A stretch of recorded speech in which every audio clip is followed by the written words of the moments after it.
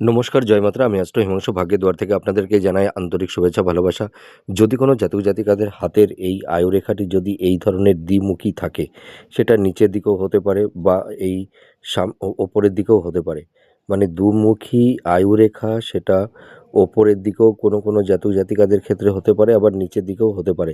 তা যদি কোনো জাতক জাতিকাদের হাতের আয়ুরেখাটি যদি দ্বিমুখী হয়, তাহলে দেখা যায় এদের জীবন একটু সংঘর্ষপূর্ণ হয়ে থাকে। এদের মানে জীবনে কর্মক্ষেত্রে আপস অ্যান্ড ডাউনের মধ্যে দিয়ে এদের চলতে হয়।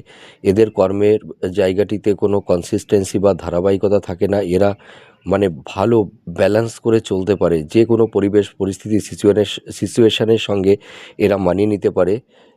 এদের স্বাস্থ্য মোটামুটি মধ্যম প্রকৃতির থাকে। এদের জীবনে অনেক সংঘর্ষ আসে এবং সেই সংঘর্ষ থেকে এরা শিক্ষা নিয়ে আগামী ভবিষ্যতের লক্ষ্যে এরা এগিয়ে চলতে পারে। আর এরা যদি নিজের উপরে কনফিডেন্স, আত্মবিশ্বাস, একনিষ্ঠা হতে পারে, তাহলে এরা জীবনে কিন্তু উন্নতি করতে পারে।